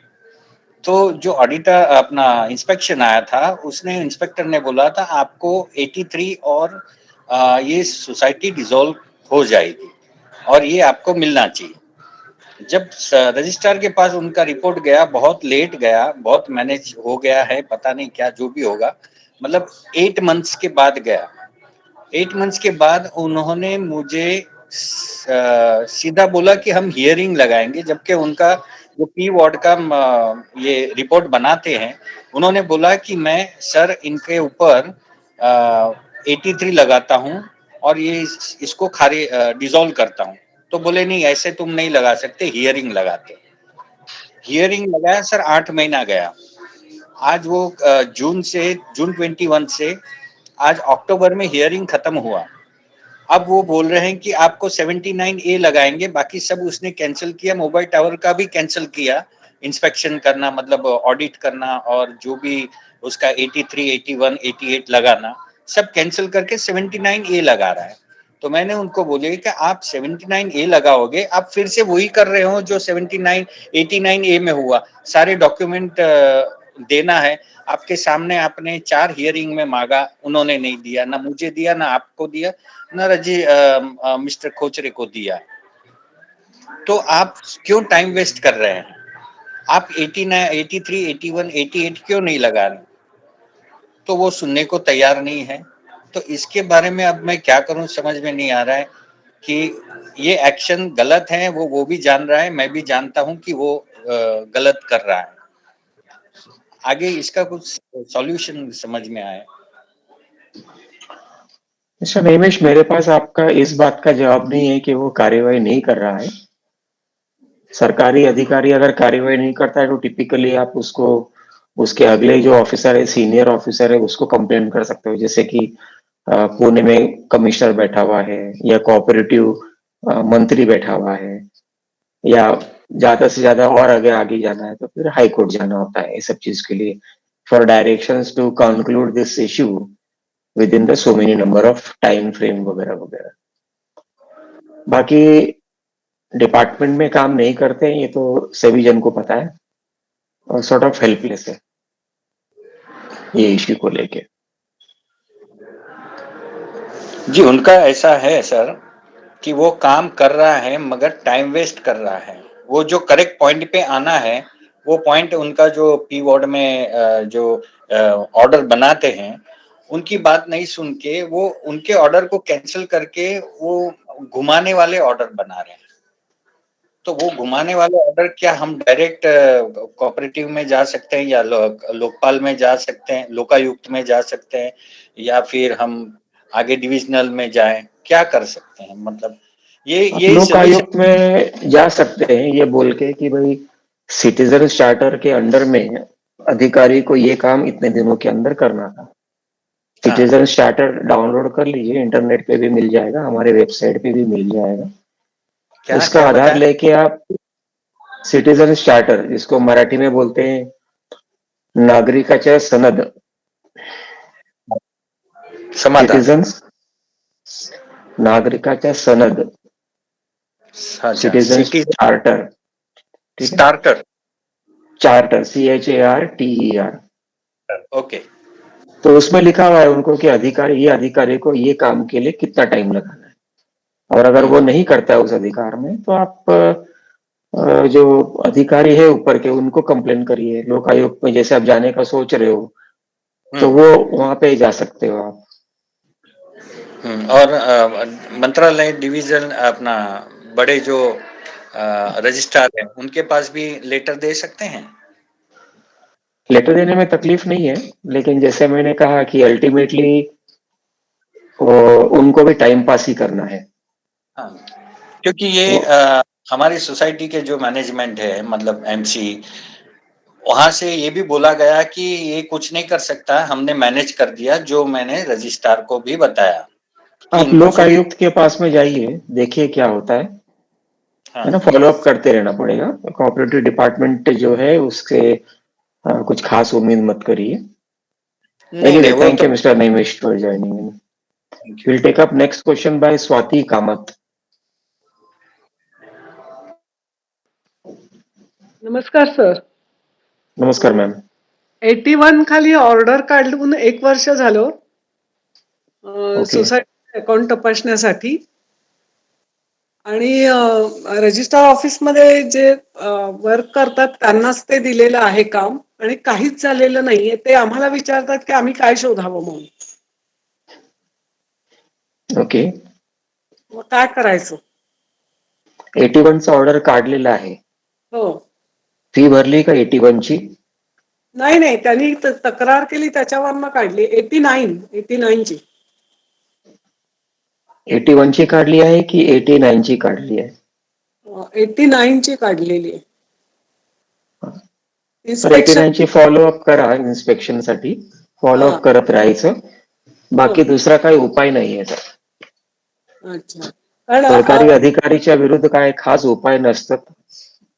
13 महिने होऊन गेलेत पूर्ण. फॉलोअप करते तर ते म्हणतात आम्हाला काहीच सापडत नाहीये, आम्हाला काहीच सापडत नाहीये. म्हणजे दफ्तर तपासलंय की नाही तेही माहिती नाहीये. आणि आम्ही काय तुमचा तपास केस आणि ते नैमेश साहेबाचा केस पण सिमिलर आहे आणि बाकी काही लोक कितीही लोकांचा केस पण आहे. अर्जी फाईल करतात पण अधिकारीला काय करायचं नाही, काम नाही करायचं आहे, त्याच्यात काय उपाय नाही आपल्याकडे. हायकोर्टला जायचं तर किती पैसे खर्च करायचे, कसं काय करायचं, ते एक मोठी अडचण असते. Okay okay. Okay, next question is bye Rakesh Malhotra. Thank you sir. Sir actually मेरा क्वेश्चन था कि मेंबरशिप के बारे में एमसी कमेटी को अप्लाई किया था. एमसी ने कुछ रिप्लाई नहीं दिया. उसके ऊपर फिर उन्होंने रजिस्ट्रार के लिए कंप्लेंट किया कि मुझे मेंबरशिप चाहिए. रजिस्ट्रार ने भी 22 के अंडर उनको मेंबरशिप दे दो करके 2 बार लेटर भेजा उनको. तभी नहीं करने के बाद रजिस्ट्रार ने 23 के अंडर रजिस्टर मांगा आई और जे रजिस्टर कि हमें दे देना, हम खुद कर देंगे. बाद में कमेटी ने अभी जनरल बॉडी मीटिंग बुला के रजिस्टर के जो ये था ऑर्डर था उसके ऊपर वकील नेम के केस लड़ना चालू किया है. और ये पूरी तरह से मैनेज जनरल बॉडी में ये किया मेजोरिटी से पास कर किया. तो अभी इसके बारे में क्या कर सकते हैं? कंज्यूमर कोर्ट में मैटर फाइल कर दो कि रजिस्टर मैंने फ्लैट खरीदा हुआ है, प्रॉपर स्टैम्प ड्यूटी भर के रजिस्ट्रेशन वगैरह करके, और रजिस्ट्रार के पास अप्लाई किया, इनको दिया था अर्जी, नहीं किया तो फिर बाद में मैं रजिस्ट्रार के पास में गया, रजिस्ट्रार का ऑर्डर आ गया, फिर भी ये मेंबरशिप ग्रांट नहीं कर रहे हैं. मेरे को ये तरीके से शारीरिक व मानसिक तनाव हो गया, यातना हो रही है, तकलीफ हो रही है, मेरा इतना नुकसान हो रहा है, और मेरा इस पे भरपाई करा जाए और डायरेक्ट किया जाए कि भाई मेंबरशिप इनको ग्रांट करा जाए, इतना मेरा लाखों रुपए का नुकसान हुआ है, ये सब डैमेजेस और कंपनसेशन अवॉर्ड किया जाए. तो कंज्यूमर कोर्ट में आपका मैटर बहुत अच्छा चलेगा और आपके फेवर में 100% आएगा ये.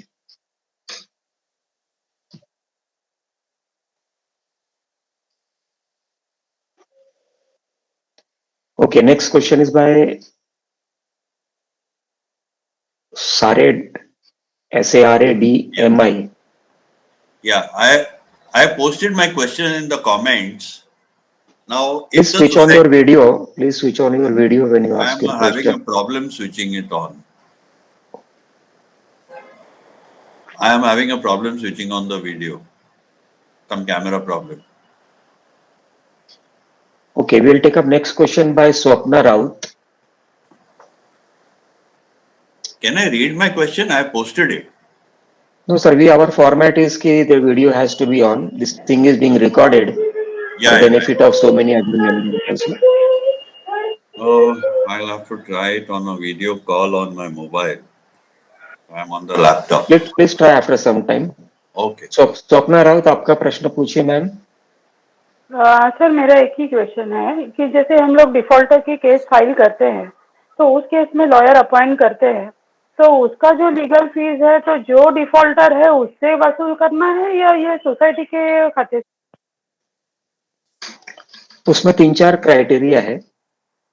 अगर केस डिफॉल्टर के फेवर में गया ये बोल के कि ये वाला अमाउंट फॉल्स है, मैनेजिंग कमेटी ने ये अमाउंट गलत लगाया हुआ है, हाँ, मतलब कहने का मतलब ये है कि रिकवरी ऑर्डर का जो ऑर्डर है वो डिफॉल्टर के फेवर पे जाता है बाय शोइंग कि मैनेजिंग कमेटी के गलत कामों के वजह से ये डिफॉल्टर नहीं है. जैसे उदाहरण के तौर पे कई बार ऐसा होता है कि भाई आपने अमाउंट गलत लगा दिया, कंपाउंडिंग इंटरेस्ट लगा दिया वगैरह वगैरह. ओके. तो अगर ये सारा गलत काम किया है तो वो सेक्शन 73 में तो गलती का जो नेग्लिजेंस और डेफिशिएंसी बोलते हैं ये तो साबित हो जाता है. मैनेजिंग कमेटी का काम था नहीं गलत करने का, या गलत रिप्रेजेंटेशन करने का, या परजुरी करने का, या कंटेम्प्ट करने का अथॉरिटी के पास में. तो अगर रिकवरी प्रोसीडिंग में ये साबित हो जाता है कि आपने गलत अमाउंट के लिए फाइल किया हुआ है, ओके. तो उसका जो लीगल कॉस्ट है वो तो सोसाइटी ही बेयर करेगी. और अगर डिफॉल्टर के विरुद्ध में भी ऑर्डर पास होता है अगर, तो कोऑपरेटिव रजिस्ट्रार के पास में अधिकार नहीं है लीगल फीस लागू करने का। जो Okay. कोर्ट फीस वगैरह जो लगाया हुआ है सोसाइटी ने, आई थिंक जो फाइलिंग फीस होती है, कोर्ट स्टैम्प फीस होती है रिकवरी अमाउंट के ऊपर, वो रजिस्ट्रार ऑर्डर देता है कि भाई आप इनका 100 रुपए डिफॉल्ट अमाउंट है और ये 25 रुपए इनका लीगल कॉस्ट लगा हुआ है। लीगल कॉस्ट का मतलब है कोर्ट फीस है, आरबीआई का चालान वगैरह वगैरह, तो वो डिफॉल्टर को देना Okay. पड़ता है। लेकिन Okay. सोसाइटी ये नहीं बोल सकती कि ये केस फाइल करने के लिए मैंने लॉयर को 25,000 रुपए दिया तो ये तुम्हारे से वसूल करा जाएगा। Okay. ऐसा ऑर्डर पॉसिबल नहीं है। और there are already high court orders also on the same issue कि legal fees, legal charges can not be levied to any single member. Okay. तो और कोई अगर प्रश्न मैम? ये जो चार्जेस है, अगर आप बोलोगे कि हाँ ये तो सिंगल मेंबर पे नहीं लगा सकते हैं, तो ये अदर मेंबर भी उसके लिए क्यों भुगतान करे? कोऑपरेटिव मूवमेंट है, बायलॉ नंबर 65 में ये लिखा हुआ है कि legal charges will be divided amongst all people in the society. अभी सोसाइटी में रह रहे हो तो बायलॉ का पालन तो करना ही है, और बायलॉ में तो यही लिखा है। सर्विस चार्जेस के अंडर में सर्विस चार्जेस का परिभाषा दिया हुआ है, देखिए 65 में। तो जो सर्विस चार्जेस के अंदर में आता है वो सारे मेंबर इक्वल बेसिस पे कंट्रीब्यूट करेंगे। ओके। और अगर अधिकारी ने कॉस्ट से अवॉर्ड किया, लीगल कॉस्ट अवॉर्ड किया, तो वो आप उस मेंबर से ले सकते हैं। लेकिन ये कोऑपरेटिव का जो क्वासी जुडिशियल अथॉरिटी है, इनके पास पावर नहीं है कॉस्ट अवॉर्ड करने का। Okay, thank you sir. Thank you. Next question is by mister Gajendra Kelkar.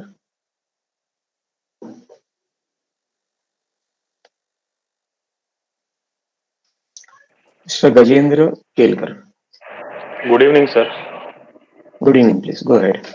मेरा एक क्वेश्चन ऐसा है कि हमारे भी पास्ट कमिटी ने बहुत सारे मतलब फाइनेंशियल फ्रॉड्स किए हुए हैं, किसी पर्टिकुलर मेंबर्स के ऊपर गलत तरीके से लीगल चार्जेस थोपे हुए हैं, उसमें से मैं एक विक्टिम हूँ।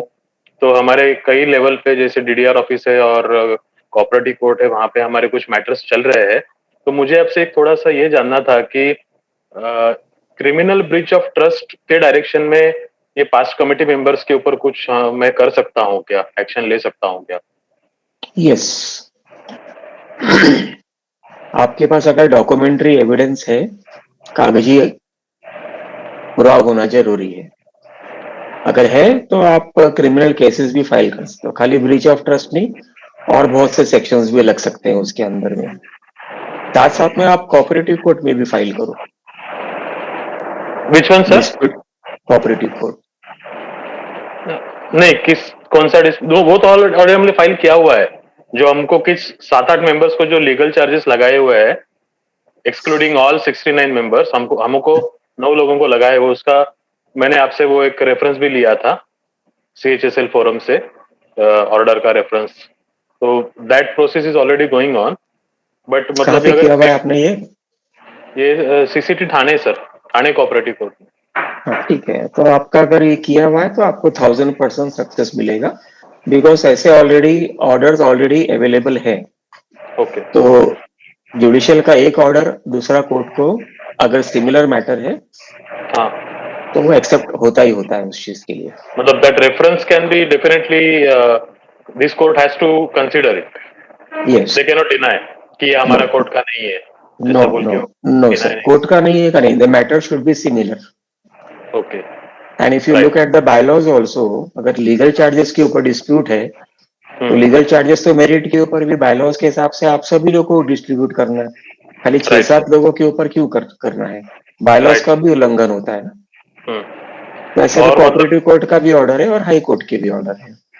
It was so bad situation कि the past committee members used societies money to file cases on society itself while they are on the this. मतलब जब भी पद पे है, वो कमिटी में है, कमिटी में रह के उन्होंने सोसाइटी के ऊपर भी केसेस डाला हुआ है, सोसाइटी का ही पैसा खर्चा करके। आप इसका मैटर अलग से सेम कोऑपरेटिव कोर्ट में दूसरा इश्यू बना के फाइल करो 91 के अंडर में। under section 91 of MCS Act. Yes. Okay. So you have to file maybe one or two or extra cases, but you keep on filing if you are willing to fight. If money is not a problem, then avoid going to a quasi-judicial authority. For example, this registrar level authorities. You file it in the cooperative court. Okay. And if you feel कि consumer court में जाने लायक मुद्दा है, जैसे आपको लगता है कि इन्होंने डेफिशिएंसी किया हुआ है, जैसे आपका केस सुन के मुझे ऐसा लगता है कि कम्युनिटी ने डेफिशिएंसी भी किया हुआ है, ओमिशन भी किया हुआ है, सोसाइटी का पैसा यूज किया है, तो मिस अप्रोप्रिएशन भी किया हुआ है, तो वो पर्टिकुलर रेजोल्यूशन को सेट असाइड करने के लिए कोऑपरेटिव कोर्ट जाओ. That we have already मतलब वो केस ऑलरेडी फाइल है हमारा and that is already going on. Hearing चल रहा है उसका. If there are, let us say 9 people, yeah, then you can, if there are 9 people who have filed it, if there are other 2 people also available, to file a separate matter. Let it be heard together, does not matter. Right. Okay, thank you, sir. Down the line, you will have to use some strategy to win over. You may also consider to file matter in the consumer court also. Okay, sir. I will explore that option. Thank you, Mr. Kelkar, for joining. Thank you, sir. Thank you. Thank you. Okay, Mr. Saradimi, are you there? SAR.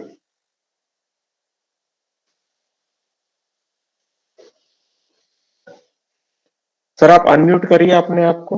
Please unmute that button and ask your question, sir. Yeah, can you hear me? Yes, please go ahead. Yeah, I had posted the question. Basically, if there is a illegal thing which is initiated by the society, then the MC members have to bear all the legal consequences and costs, right? Yes. But now, once this is done, against the member, can the member charge all his defense charges, legal charges on defense to the society? Sir, your microphone is rebounding. The voice is rebounding. Just please adjust. Hello? Are you using double speaker or something? Just yeah, my laptop was also on. Yeah, please disconnect one because the voice is resounding back. Am I audible now? Yes, please go ahead. 1 minute. Let me go to the other room and try it. Hello? Hello? Yes, please go ahead. Yes. If a society initiates some illegal things and all which are beyond the scope, whatever legal charges are there, the MC will have to be personally bearing them, right? Correct. That was the discussion. Yes. Now, if these bogus cases are initiated against a member and the member has to defend all this in the courts or wherever it is, the legal charges incurred by the member in defending, can they be charged to the society? No, sir. No. No, unless and until the court is granting costs.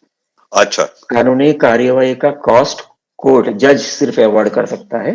अच्छा. और lower authorities grant नहीं कर सकते. तो जज बोलता है कि ठीक है, हमारे को पावर है 3,000 रुपए तक का, आपको कॉस्ट हम ग्रांट करने का अवॉर्ड करते हैं. The judge has a power of only up to 3,000 rupees only. Consumer court has much higher power and the high court has unlimited power.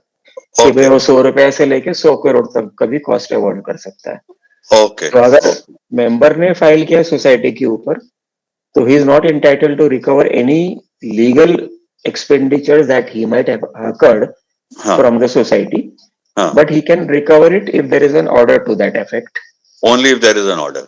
Yeah, he can also file a civil suit for recovery of this amount. There is another way also to do it. But in a separate civil suit. In a separate civil suit? Yes, not cooperative court, in a civil court. In a civil court? Yes. Okay. Or can he go to the consumer court? Depending on the matter, he might be able to go to the consumer court. He'll have to show okay, what was the deficiency. Now, this what you say is would amount to deficiency if the member had obtained a positive order in his favor by stating that this particular actions by the managing committee was Yes. detrimental to the health of this particular disputant. Yeah, Right. this the complainant. That can be shown. Yeah. So if there are documentary evidences, Yes. then definitely you can go. In any court, when you go, you have to have proper documentary evidences. Fair enough. Otherwise, do not go anywhere. Fair enough. Fair enough. Okay. Thank you. Thank you. Thank you. Thank you. Anybody else has any other questions? We can conclude early today. Mr. Anup Kumar.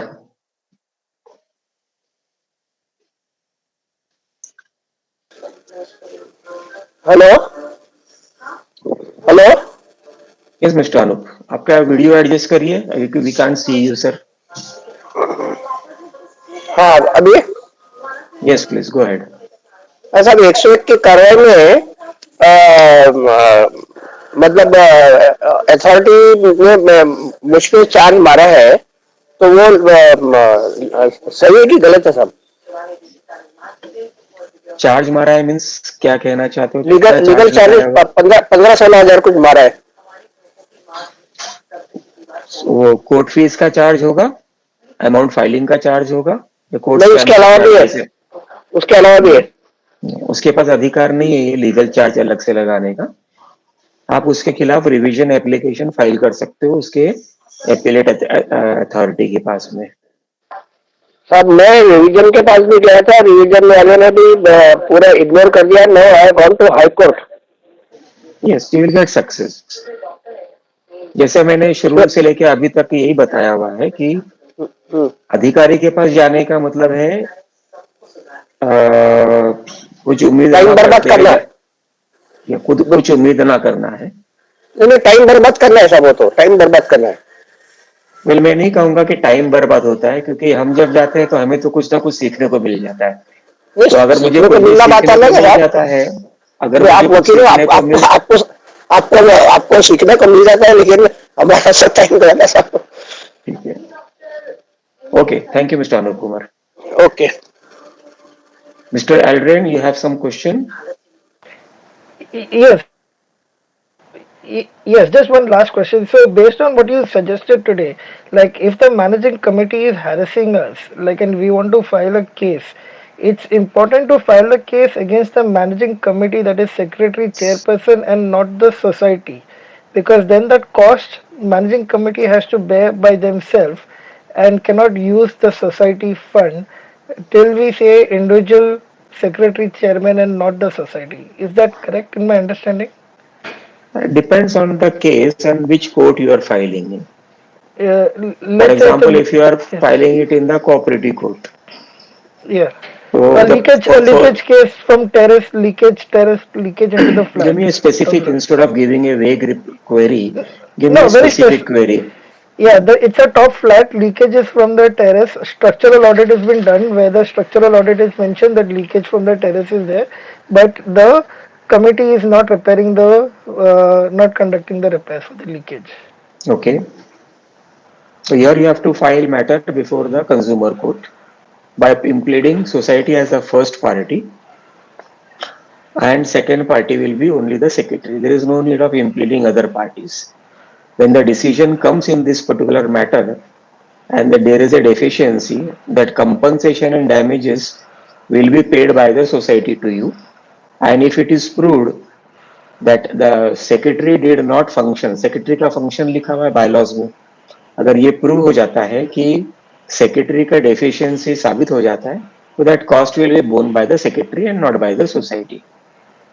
Okay. और अभी secretary ने resign करिए, बोला मैं resign कर रहा हूँ क्योंकि कोई कमेटी कर रहा ही नहीं, तो उसने हाथ even if he has expired, the liability will still be borne by his legal heirs as long as he is holding the flat in the society.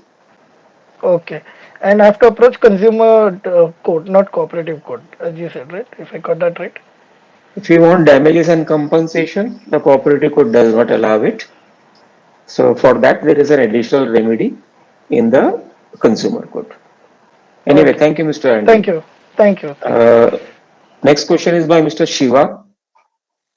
नमस्ते सर. नमस्कार साहब, बोलिए. सर हमारी कमेटी सेक्शन 154B23(2) के अनुसार ये हुई है, डिसबार हुई है, डिस्क्वालीफाई हुई है।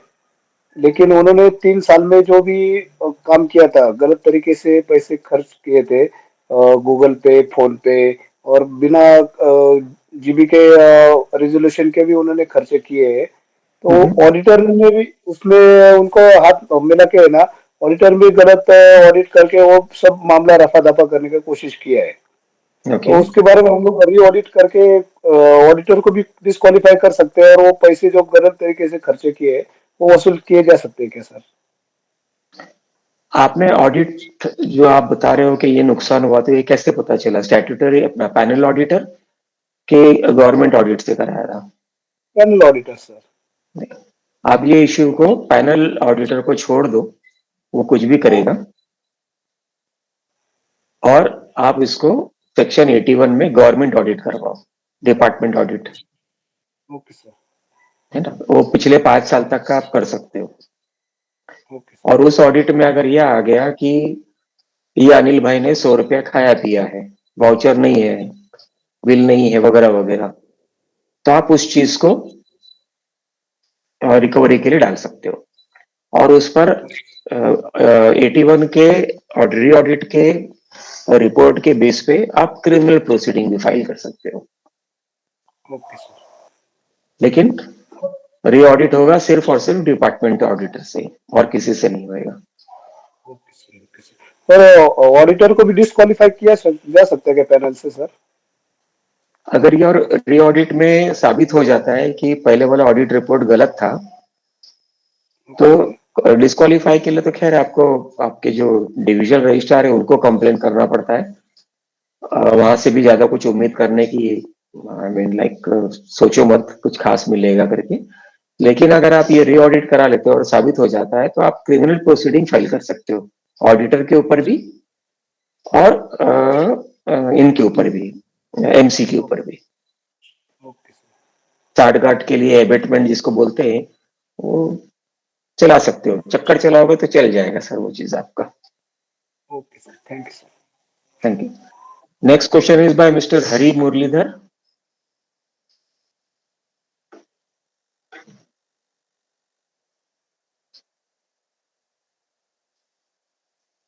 Mr. Hari Muralidhar. Sorry, as you stated that you can go to directly to the cooperative court without going to deputy registrar. You mean to say even not filing a complaint, or because then you will say that you have not exhausted all the remedies? No? The court will say so. If you prove that the issue is within the definition of the word dispute, okay, then the cooperative court has jurisdiction to hear out your dispute. Correct. But if you say it is a routine inquiry and this and that, then maybe not. Now, if you say कि MC का ये resolution है, इसने मेरे को 100 रुपया गलत लगाया है, करेक्ट, तो वो रेजोल्यूशन को स्ट्राइक आउट करने के लिए कोऑपरेटिव को जा सकते हो, जीबी का रेजोल्यूशन के लिए भी जा सकते हो। और अगर आपका कोई और डिस्प्यूट बनता है, जैसे वो फॉर एग्जांपल मेंबरशिप को लेके बनता है, तो मेंबरशिप के लिए तो रजिस्ट्रार के पास ही जाओगे, लेकिन आपको एडिशनली आप कोऑपरेटिव कोर्ट में जा सकते हो। क्या बोल के जाओगे कि भाई मेंबरशिप मुझे ग्रांट नहीं किया हुआ है, ये रेजोल्यूशन जो पास किया है इन्होंने, मैं इसको क्वैश करवाना चाहता हूँ। I am not asking for membership before the cooperative court, correct, I am asking for quashing of that particular resolution. Okay, so quashing of the resolution is equivalent, is literally equivalent that the decision of the managing committee becomes null and void. And of course, you can ask restrictions also on the managing committee. अगर 3,000 रुपए का भी cost अगर cooperative court impose करता है managing committee के ऊपर, तो you should feel proud about it. Correct, any cost that is a stigma for them, na? कि मुझे cost. Yes, correct. And for your info, yes sir, the cost imposed on the managing committee by the cooperative court is recoverable under section 83, okay, and 88, okay, and 98. बहुत lovely. अगर ये 83 में recover हो गया तो वो 5 साल के लिए डीबार हो गए। अच्छा सर, एक you need to twist many things to achieve many things. So not stepping in your shoes, just एक input दे रहा हूँ. पिछले बार अभी एक इसके पहले एक भाई साहब ने क्वेश्चन पूछा था शिवाजी, मिस्टर शिवानी, आपने इंस्टीट्यूट ऑफ चार्टर्ड अकाउंटेंट को भी डायरेक्ट कंप्लेन कर सकते हैं. अगर आपके कोई ऑडिटर आपके पास एविडेंस है कि उसने गलत ऑडिट किया है, there is a charge of only 2000 rupees to file a complaint. वो इंक्वायरी भी बैठ जाता है, तो चार्टर्ड अकाउंटेंट घबरा जाता है. वो आप थोड़ा there is a simple process. आप institute of chartered account website पे जाएंगे ना, तो कंप्लेंट अगेंस्ट ऑडिटर बोल के है सिस्टम, उसमें आप वो भी ट्राई कर सकते हैं. सर ये 81 में गवर्नमेंट ऑडिटर ये मतलब how much to the charge approximately per flat basis, how much, any idea? It is 100 rupees per member per year basis. Okay. 81 में जो गवर्नमेंट ऑडिटर वाला जो करते हैं. एंड आपने जो बताया वो जो ऑडिटर का जो बताया हुआ, it is only four auditors yes sir who are registered with the ICAI. Yes sir, and not those for, are chartered accountants. Yes. Yeah, and not for this panel auditors who might have done this GDC. Okay. हाँ, panel auditor GDC so, बहुत सारे लोग. GDC auditor के खिलाफ अगर आप institute में complain करोगे तो उसका कोई मतलब नहीं है. Correct. Anyway, thank you Mr. Hari for joining. Thank you sir, thank you. अच्छा सर, ये एक one last thing. Sir, our society has society and we have Apex. Okay. Now Apex says हम कुछ नहीं, जब मैं भी कुछ डिस्प्यूट मतलब ये रेस किया था, ये सेक्शन 39 में all documents, all bylaws, all book of accounts, all minutes सब देखने के लिए मिलता है ना sir, because it says etc लिखा हुआ है उसमें. Just little clarification. Section 39 of MCX Act. That is, you can inspect it, whatever documents are being filed before the DR's office. Okay. All documents which is, okay. Means even by even now the balance sheet etc. has to be mandatorily filed before the DR office. Okay. bylaws है वगैरह वगैरह. कुछ चीजों है जो DR के office में हर society का स्टोर करना कंपलसरी है. Okay, so दो डॉक्यूमेंट वहाँ पे जाके आप इंस्पेक्शन ले सकते हो. Okay, that is 39. Okay. Filing it properly. Anyway, thank you for joining. Sir. Thank you sir. Thank you for this input and have a wonderful year ahead sir. Thank you. You have enlightened many of us. You have touched many of our life and made things easy for and very heart touching. I wish you good health and good luck ahead sir. Thank you so much. Okay. Next question is by Rubina DiMello.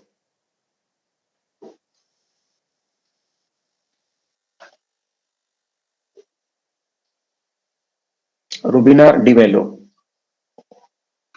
Hello. Yes, please. Yes, sir.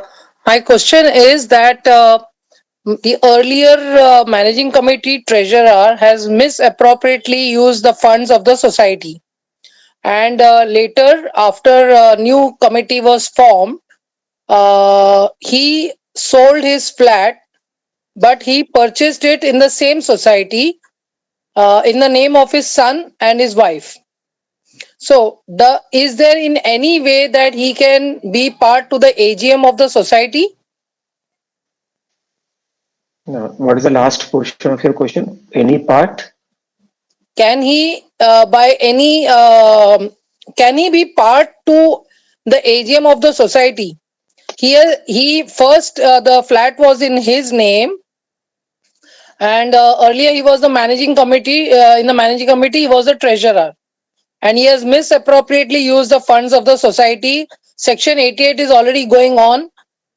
Intermittently, he spoke to the managing committee and he got his flat sold, saying that he is buying the flat within the society premises. So the managing committee gave him permission to sell and buy the flat in the same society since the section is going on. Now, the flat is in the name of his wife and his son. So does he have the right to attend the AGM of the society? If he is not a member of the society, if his name does not appear in the higher register, he has got no right in the society. This is one part.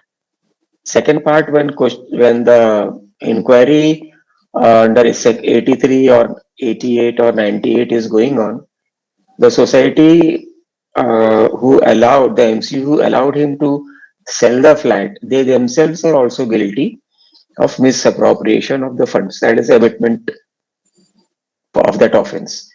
So a criminal complaint must be filed against this particular person, and against those persons who gave him an NOC to sell the flat. Okay. Because now that 88 amount, whatever comes in, अगर 100 रुपए भी आता है, and if this person is asked to pay, he can simply refuse and there is no liability or attachment of the property. अभी 98 में there is an provision for attachment of the property if you do not pay the amount that is ordered under 88. अभी property है ही नहीं ना, there is no property at all. So persons who allowed him to sell, who contributed to that sell permission, etc., also must be punished. Anyway, thank you, Mrs. Rimelo. Thank you, sir. Thank you. Next question is by Mr. Murtaza. Good evening, sir. Sorry, just a small question about cooperative commissioner circulars. We get a response from society MCs that these circulars are not binding. Is that correct, or how can we make sure that whatever topic like for NOCs or for video recording, these circulars are quoted in our letters, but we get a reply saying that this is not binding? Can you help us in finding out whether cooperative commissioner has the power to make each and every circular as binding? Circulars typically are not binding. However, you can dispute the same, that is the MC's decision not to follow those circulars in the cooperative court. And typically, your work is done. Okay. अभी for example circular निकाला commissioner ने, आपने decision लिया कि we are not binding on, we are not bound by the circular, so that decision of the managing committee is a dispute between you and the managing committee, and definitely will go under section 91 as a dispute in the cooperative court. So that decision of the managing committee not to obey the circular can be challenged and quashed away. And you can see directions also. If the circular has been issued by the cooperative commissioner, the society may be directed to comply with it. And it will be left to the discretion of the judge to order that. Typically, you will get an order.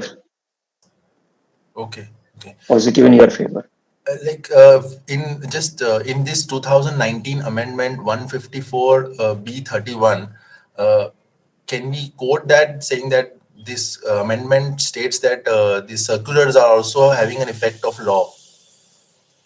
That is what I said. Okay, you need to adjudicate it before the cooperative court only. Okay, sir. You yourself cannot say no that it has effect of law. Okay. Some authority, some judge, whoever has delegated authority for these purposes, only they can say that. Okay, sir. Okay, thank you so much.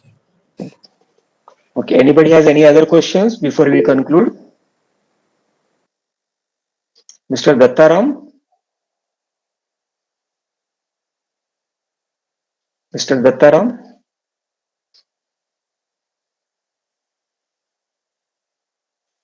Mr. Dattaram, please unmute your mic. Yeah, hello.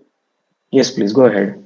हाँ sir, हमारे society में हमने मतलब management committee ने ना cash withdrawal काफी सारा किया था, 11 लाख करके टोटल, ये 3 साल के अंदर। तो हमने उनके ऊपर 146, 147 की कार्रवाई के लिए डेप्यूटी रजिस्ट्रार में दिया था प्रूफ के साथ, लेकिन उधर से उनका ये आया कि इसमें हम कुछ कार्रवाई नहीं कर सकते, तो इसके ऊपर आप रीऑडिट कराओ या दूसरा आप अपील में जाओ। तो अभी हम लोग ये कंफ्यूज है कि रीऑडिट करना चाहिए या इंस्पेक्शन करना चाहिए, क्योंकि इसमें बहुत लेंथी प्रोसीजर होता है और उसका मिसयूज सोसाइटी कमिटी वाले जो है वो अभी भी मिसयूज कर रहे हैं। अभी तो ऑल कमिटी मेंबर्स आर डिवार्ड, पर जो तीन लोगों को जो नियुक्त किया है सोसाइटी से, वो लोग ने अपनी मेजोरिटी बना के अपने ही लोगों को 3 जन को रजिस्टर में लेटर देके कमिटी में बनाया हुआ है एडमिनिस्ट्रेटर, और अभी भी मिसयूज कर रहे हैं फंड का। मैनेजर अपॉइंट कर रहे हैं, लॉयर को अपॉइंट कर रहे हैं। तो इस चीज में हमको क्या करना चाहिए अभी कि जिससे मतलब इनके ऊपर जो कार्रवाई होनी चाहिए, तो उसके लिए कहाँ जाना चाहिए? क्योंकि डेप्यूटी रजिस्ट्रार में हम लोग को बराबर टाइम बहुत कंज्यूमिंग जा रहा है वहाँ पे। आपके पास अभी सरकारी डिपार्टमेंट के थ्रू रीऑडिट कराने के अलावा कोई चारा नहीं है। हाँ। आप वो करा सकते हो। और अगर आपने ये प्रूव कर दिया कि भाई ये 10-15 लाख रुपए इन्होंने कैश विड्रॉ किया हुआ है 3 साल में, हाँ, और आप ये प्रूव कर देते हो कि ये गैर कानूनी विड्रॉल है, और कैश और विड्रॉल का डिटेल्स हमारे पास है कि मतलब जो जो कुछ तो पर्सनल नाम से भी, फैमिली मेंबर के नाम से भी निकाला हुआ है तो उनके आप क्रिमिनल कमिटी केस में। फाइल कर दो सब, क्रिमिनल केस फाइल कर दो, उनको अपना गढ़ बनाने दो। एक अकेला आदमी भी क्रिमिनल केस फाइल कर देता है, तो उधर जो 50 आदमी का गठ है, ग्रुप बन गया है, जो गठ राइट जिसको राइट। बोलते हैं, हाँ और आपने एक सिंगल क्रिमिनल केस किया, तो 50 आदमी 50 टुकड़े में अपने आप ही बढ़ जाते हैं, कोई सपोर्ट नहीं करता उसके लिए। बराबर है। और ये री ऑडिट भी साथ साथ में आप कराते जाओ, क्योंकि वहां पे क्रिमिनल कोर्ट में सिर्फ पनिशमेंट होएगा, उसको अगर सजा होनी है तो फाइन होगा या जेल होगी वगैरह वगैरह, लेकिन बराबर। सोसाइटी का पैसा वापस नहीं आने वाला है। अच्छा। लेकिन री ऑडिट के टाइम पे अगर आपने ये साबित कर दिया, जो कि आप बता रहे हो कि आपके पास एविडेंस है, हाँ आपने ये साबित कर दिया कि ये गलत एक्सपेंसेस हुआ है, ये वाउचर हाँ। है, ये बिल्स है, ये फैमिली मेंबर के नाम है, ये तारीख है, जो भी कुछ है, हम्म। तो री ऑडिट में अगर रिपोर्ट में ये आता है कि ये इतने अमाउंट का इन्होंने गड़बड़ किया हुआ है, क्योंकि हमने उनसे रिजोल्यूशन, वाउचर्स और बिल्स सब मांगे थे, लेकिन उन्होंने कोई चीज के कुछ उनके पास रिकॉर्ड ही नहीं है। और जो चेक में भी मेजर पेमेंट करते हैं उसका भी उनके पास बराबर से रिजोल्यूशन पास किया हुआ नहीं है, वाउचर्स बराबर नहीं बनाए हैं, कोटेशन नहीं लिए हैं। तो ये आप ये सब दोनों चीज घोटाले। करिए दत्ताराम साहब, आप दोनों हाँ चीज करिए। पहले तो सबसे फॉरमोस्ट तो एविडेंस जमा करके क्रिमिनल कोर्ट में चीटिंग का केस, फ्रॉड का केस, इंटिमिडेशन वगैरह 4-5 सेक्शन लग जाएंगे, उसका बराबर। केस फाइल कर दो, है ना, फॉर्जरी तक भी चला जाएगा उसके अंदर। Okay sir. और री ऑडिट का अलग से एप्लीकेशन फाइल करो। सर और एक री ऑडिट के लिए हम लोग वहां पे गए थे इंक्वायरी के लिए। री हाँ ऑडिट जी, थाना में डिपार्टमेंट है, तो उन्होंने क्या बोला कि ये तो आप करो, लेकिन करने के लिए लेंथी प्रोसीजर है, तो आप आपका जो भी क्वेरीज है, मतलब रिलेटेड जो आपको मालूम है कि इतना इतना विड्रॉल्स हुआ या जो भी है, तो वो डिटेल देके 89 का वो बोल रहे थे। तो 89 का कुछ करने जैसा है क्या, मतलब वो क्या कर सकते हैं केस में?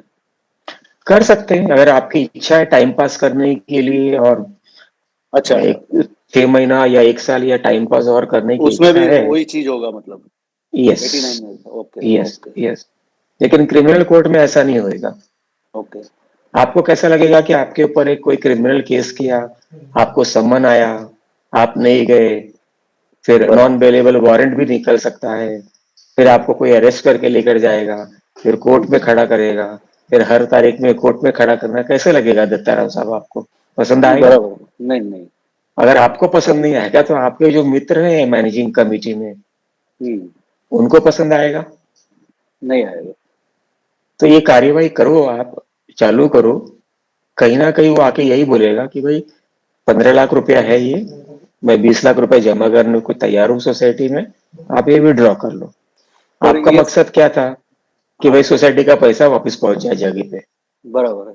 पर सर जब इसमें क्या हो रहा है कि जो भी अभी हम लोग तो कंप्लेंट डाल रहे हैं काफी सारे, तो हम लोग हमारे जेब से पैसा डाल रहे हैं और हम लोग टाइम भी दे रहे हैं, सब कुछ कर रहे हैं। उसमें कुछ चीजों में रिजल्ट भी आया, 75 में उनका कमेटी भी बर्खास्त हो गई थी। लेकिन इसमें क्या कर रहे हैं, ये सब मिलके जो 8-10 लोग जो थे कमेटी के जिन्होंने मिस अप्रोप्रिएशन किया है, तो अपना एजीएम में रिजोल्यूशन ये पास कर रहे हैं कि जो भी लीगल चार्जेस हो गए वो सोसाइटी बेयर करेगी, उनके मतलब जो उनका खर्चा है। तो उनके लिए तो मतलब गलती भी कर रहे हैं और पैसा सोसाइटी का भी यूज कर रहे हैं, तो इसके लिए क्या कर सकते हैं सर? दत्ताराम साहब, अभी मैंने आपको बताया कि अगर सोसाइटी में ग्रुपिज्म है, गैंग बना के लिया हुआ है, बराबर तो वो गैंग को तोड़ना आवश्यक है, नहीं तो वो बराबर। चलता ही रहेगा। इसका मतलब आप भी आप उस गैंग के अंदर नहीं हो, लेकिन वो बराबर। गैंग जो काम कर रहा है वो भी आपको भी उसमें भी मजा आ रहा है, अगर आप कोई नहीं कार्यवाही नहीं करते हो नहीं, तो। हम लोग करते तो सर, हम लोग जाते भी है ना मीटिंग को, तो सीधा झगड़ा करने आ जाते हैं और लेडीज लोग को जमा करके झगड़ा करते हैं साथ में हाँ, आके। तो हम लोग ने पुलिस कंप्लेंट भी किया। मेरा पहला सलाह ऐसा होता है अपने दोस्तों को हाँ, कि कभी भी एजीएम मीटिंग में, जनरल बॉडी मीटिंग में अटेंड नहीं करना है। कभी भी मैनेजिंग कमेटी को 1-to-1 मुंह से बातचीत नहीं करना है। कहीं मिल गए, हाय हेलो कर दिया, उधर से निकल जाएगा। और अगर कुछ कानूनी कार्यवाही करनी है, कागज पत्र पहले जमा करो, आपके पास 4 कोर्ट है और जेब में पैसे होने चाहिए, ऑफकोर्स कोर्ट में जाना है तो केस फाइल कर दो, वहां पे निकाल पक्का आएगा ही आएगा और आपके फेवर में आएगा अगर प्रॉपर एविडेंस है तो। झगड़ा करना, वो आपके ऊपर काउंटर एफआईआर करेंगे, तकलीफ करेंगे, मारपीट करेंगे, कभी हाथ फूट गई बाई चांस, कभी कान कट गया या कुछ और हो गया, परिवार लोगों को तकलीफ हो गई, ये करने की जगह में कोर्ट में जाने दो ना, वहां पे नहीं करेंगे ये सब चीजों। बराबर है, ठीक है सर, ठीक, thank you sir. Thank you mister Dattaram. ठीक है, आई थिंक आज के लिए हम कंक्लूड करेंगे, थोड़ा सा जल्दी कंक्लूड करते हैं। आप सभी दोस्तों का धन्यवाद, आपने वेबिनार ज्वाइन किया और सपोर्ट किया। With the permission of all our friends, we will conclude today's webinar. Thank you all friends for attending this knowledge and experience sharing webinar. Wishing all friends a healthy and peaceful life forward. Thank you and bye bye. Thank you, sir. Thank you. Wishing you all happy new year, healthy and prosperous new year. Yes, sir. Happy New Year to you people also, sir. Thank you. Thank you. Thank you. Thank you. Thank you.